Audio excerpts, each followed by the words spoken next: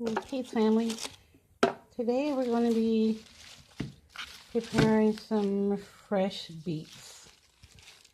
These I picked up at the market. Well, the farmer's market, yeah. They still have the roots on it. And I'm going to, I would have sauteed the leaves because they're very good too.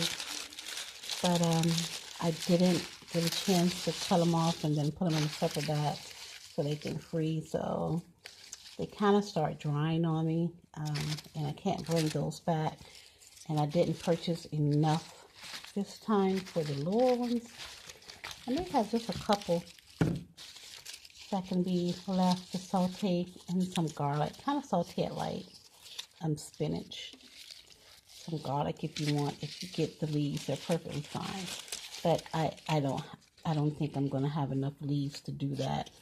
So anyway, I'm gonna go ahead and get started. We're gonna chop these off, and we're gonna wash them, the roots.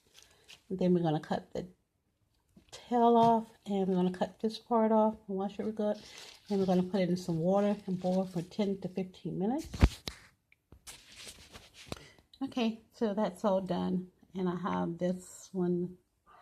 The top and the bottom's gone. They smell very earthy, so have that off.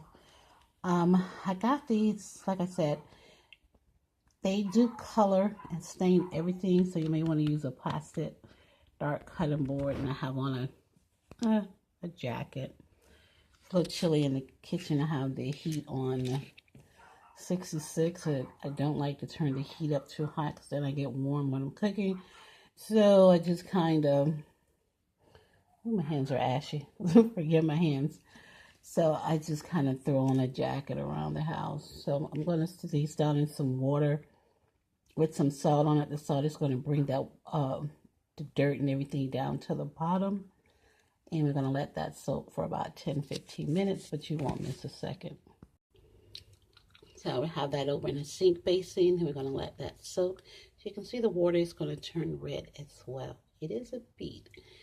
And I heard that you can actually dye your hair with it, but I'm not going to try that. Hey, I have my have them all clean, and I have them in a pot with just enough water to cover them.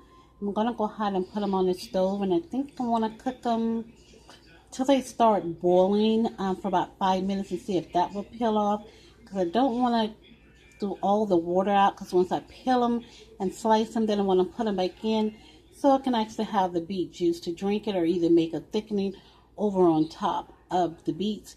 Then we're going to work with the beet stems and see if we can salvage some of the leaves. We're not going to throw anything away. Okay, so I didn't get many because, I didn't tighten up my leaves properly enough in the back, but I got a few that we're going to saute. So I got them all diced up. I'm going to go ahead and put them in some water and let any dirt fall off of them. Again, these fresh beet leaves, the harvest season is from like July until October, so it's actually over. But if they're being grown in a greenhouse, and you go to your farmer's market and you have them, feel free to go ahead and use them. So when you chop off your leaves, you want to take them and wrap them up in a bag securely and put them in a refrigerator. Just make sure that they're squeezed and tight, and they will last up to 4 weeks. But you want to go ahead and cook them as soon as possible. So just make sure you remove all the bad leaves, whatever. That was kind of bad. I kind of missed one. And also then wrap your beets up the same way. You can use that bag that you put them in a grocery store. That'll be fine. Or just like an old bag that you keep around the house that we all put in like the little trash, the little waste baskets around the house. The little small ones keep in the bathroom, living room, etc., your office, etc. And wrap those up. Those last up to about 4 weeks as well. Okay. And we have the beets, and they're just starting to get warm. Haven't started boiling as of yet. And we do see that beautiful purple coming up off of the red, coming up off of the water. So I went ahead and put this in the bowl. I'm going to go ahead and fill it up with some water. Again, sprinkle a little bit of sea salt over it. The sea salt makes the dirt run down as well. And you see I have more stems than I do the actually greens. That's because the stems were fine. But the stems are totally edible. And as you know, they have anything dark in color has loads of antioxidants and good benefits for you, for your body. If you're anemic, this is going to be very well for you. And for women who's still in the childbearing months, who's having a visitor for on a monthly basis, for us, this is going to replenish our blood flow and give us the blood back that we wasted. Okay, let's get this in some water. Okay, so this has been soaking for a while, so we're going to go ahead and put it in the strainer. Well, you don't want to dump it over in the strainer because there's any dirt, it's going to stay to the bottom. So pick them up like this and put them in the strainer, okay? Because, yeah, don't want the dirt to be at the bottom. Okay, and I diced up a small onion. If you have a shallot, you can use that in the place. And also diced up a little garlic. And we have our skillet warming with the little olive oil. So I'm going to go ahead and start sauteing the onion. Oh, turn that down. My apologies, that got a little hot quick. So I did turn it down. I'm going to saute the onion first before I put the garlic in here because the garlic only needs about 2 minutes. And then we're going to go ahead and pour that over our beet stems. And the actual beets are almost ready. I'm not going to switch them out. I decided not to do that because I want the potency of the juice in here. You see how dark and beautiful that is? Now that's going to be very nutritional. That can be used for making juices, smoothies, and also as a glaze because I like to glaze mine. And once they get, I have a butter knife here. Like butter knife tender where you can just insert in there, which they need a little bit longer because they're not going in easily. So we're going to let those go a little bit longer, okay? Meanwhile, we're going to keep this moving along so they won't scorch and burn.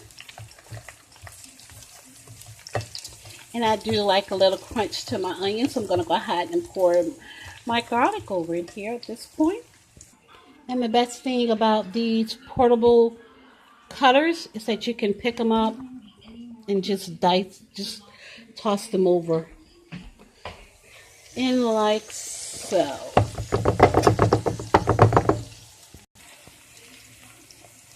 Best thing with that. So we're going to keep that moving. Definitely don't want to burn the garlic. Keep that moving. Keep your garlic moving. Like every 30 seconds or so.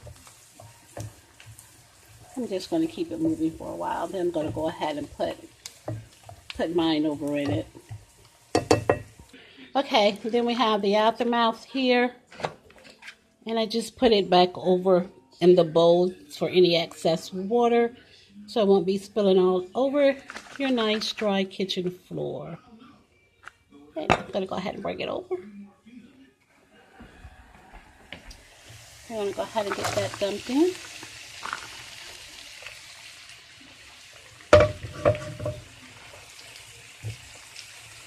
And at this point, you want to go ahead and add your sea salt, black pepper, season to taste.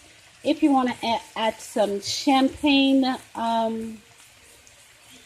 wine to it, or any type of wine vinegar, or any type of orange or lemon zest, you want to do it at this point. I'm going to keep mine kind of simple. If it's too bitter for me, just want to add, if you want to keep it simple and it's a little bit bitter for you, because you know they can get bitter like spinach or kale, you can go ahead and add a little pinch of stevia in it.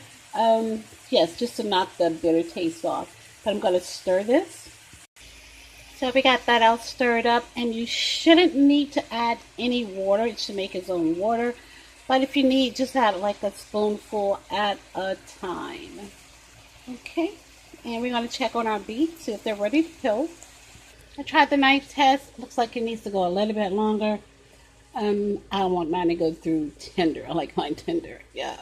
Plus, I want to get as much of this juice out of it as possible. So we're going to continue with that.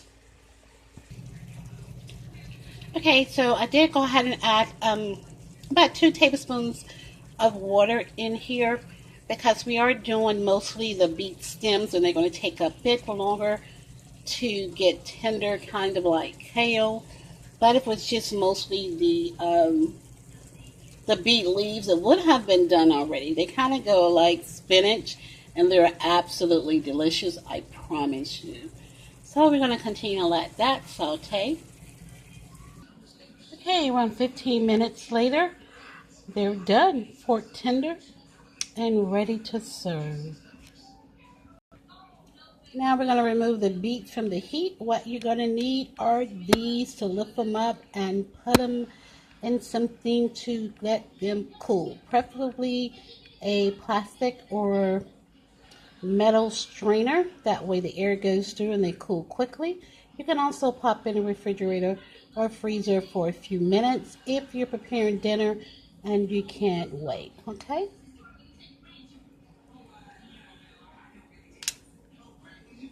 Okay, I have the beets out and I have them sitting in this, just in case something's, little juice drains down there. You won't be staining anything. I'm going to see if I can catch some room in my freezer, get these a little cool off fast because I am actually preparing dinner.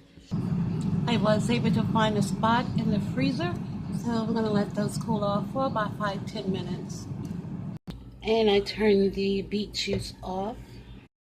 That out of the freezer for the cooling down period, and now the beets, the skin off it are going to be easily peeled back, such as so. So I'm holding the camera myself, so I'm going to put it down. We're going to go ahead and do that. So we have them all peeled and they're beautiful. Now we're going to go ahead and get them sliced up, and I'm going to make the glazed beets, the sweet and sour glazed. So let me get to slicing. Beets all sliced up, and I put them in a saucepan, and I added some apple juice to them. You can dice these any way you want. I'm going to go ahead and put this back on the stove so it can heat back up to a boil. And what I have here in a jar is some hot water from the faucet. You're going to need some cornstarch and the type of sweetener you're going to be using, or you can use honey and apple cider vinegar. You can also use regular vinegar. I'm going to use apple cider. So I'm going to add about a 1/4 cup of zing in here. Have about a 1/4 cup of zing. I'm adding it to warm water, that way it can melt.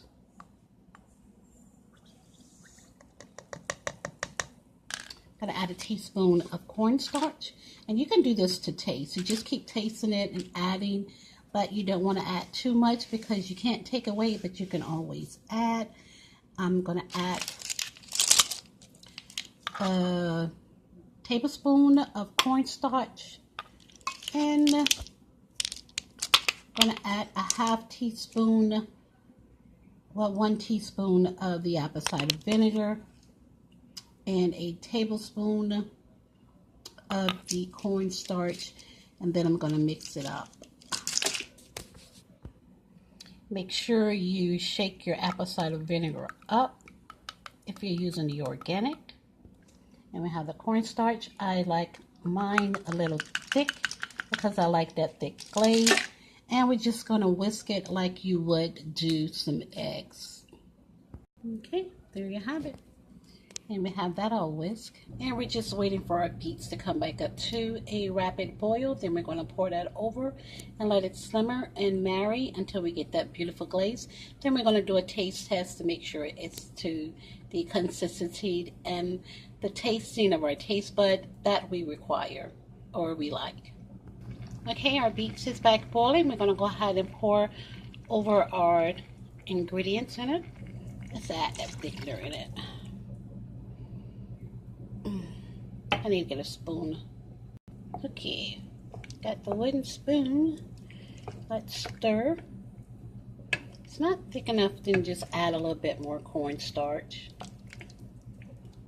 And once it starts getting thickened, then you can taste and see if you would like to add more sugar, more vinegar. It's to your tasting, because you have to eat it, right? Right. Okay, we're gonna let this simmer for about 5 minutes and see if it gets sticky. You can go ahead and place a lid over it while it's simmering. Turn it down, let it simmer, okay? And we'll check on this in a few minutes, about 5 minutes. Okay, in the magic of the internet, it's 5 minutes later. It's less thickened. Isn't that beautiful though? The best thing about it, is nothing came from a chef, a can, or a jar. It's very simple recipe. All of it. I like mine a little bit thicker, so I'm going to add a little bit more cornstarch. Just go ahead and stir that in. I'll let this simmer. Yeah, that's the way I want mine. Oh yes, I like it thick. Oh yes. That's what I'm looking for. That right there is the consistency that I'm looking for. So I'm going to turn that down really low and let this simmer for maybe another 5 minutes. The best thing about it, if it gets too thick, you have all this beet juice that you're going to use to make juices or smoothies, etc. You just pour a little bit more of that in there. But for me and my house, this is going to be perfect. Okay, family, I'm going to go ahead and end the video here. Excuse me. So sorry. Allergies. I didn't sneeze over in the food. I turned my head. Sorry. So I'm going to go ahead and end the video here.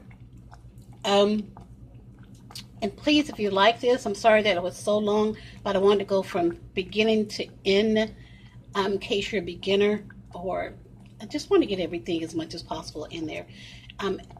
If you like, please go ahead and like and subscribe and tap on the bell button so you get notifications of recipes, and I try to do them always healthy or 90% healthy. All right, thank you so much for watching. Peace and love. You and your family stay safe.